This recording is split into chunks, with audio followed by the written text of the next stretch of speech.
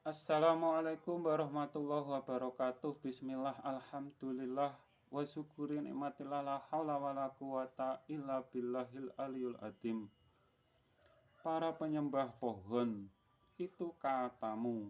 Mungkin karena dirimu para penyembah sajadah atau Ka'bah. Kami tidak menuduh, akan tetapi kami melihat dengan pola berpikir kalian.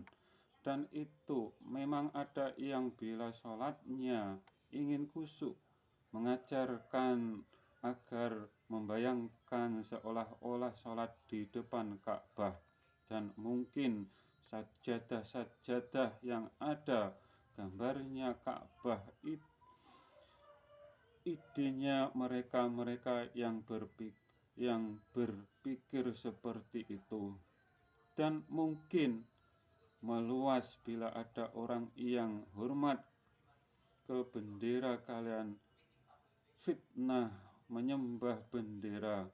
Orang yang soleh mendoakan orang tua yang sudah wafat dan datang ke makamnya, kalian fitnah menyembah kuburannya.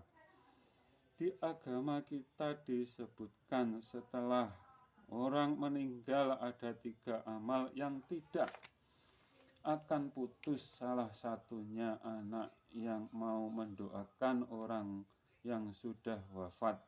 Akan tetapi malah kalian fitnah menyembah kuburan. Orang yang ziarah kubur itu agar ingat setelah tiada juga akan dikubur juga, dan agar hatinya tidak membatu seperti kalian yang menuduh dan merasa menjadi panitianya surga.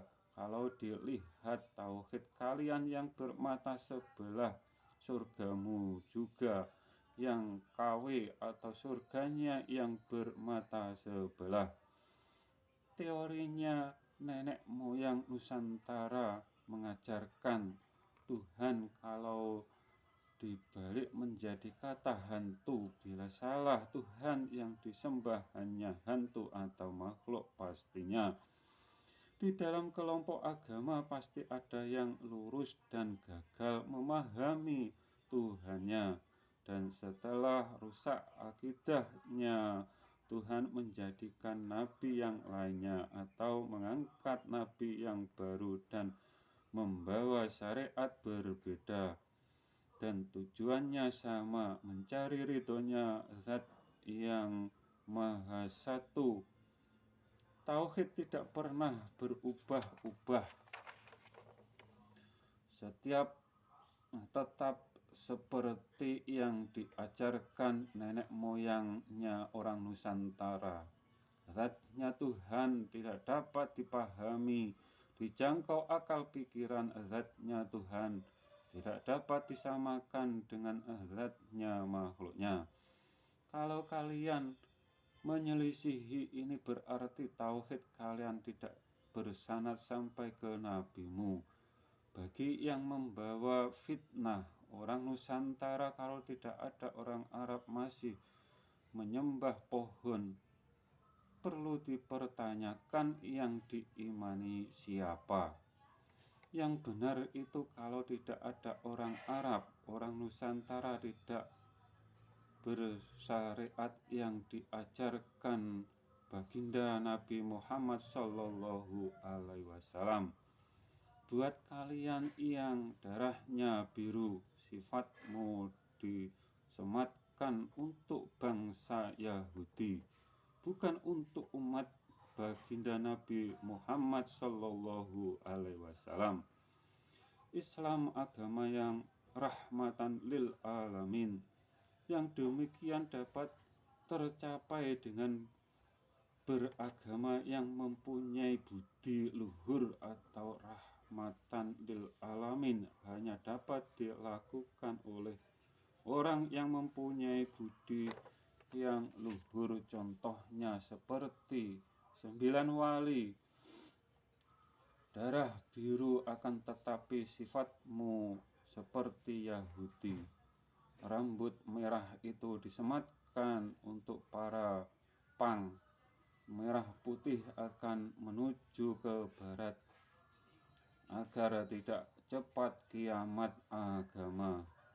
Agama apapun itu bersimbol merah putih dalam pengertian Islam atau syariat.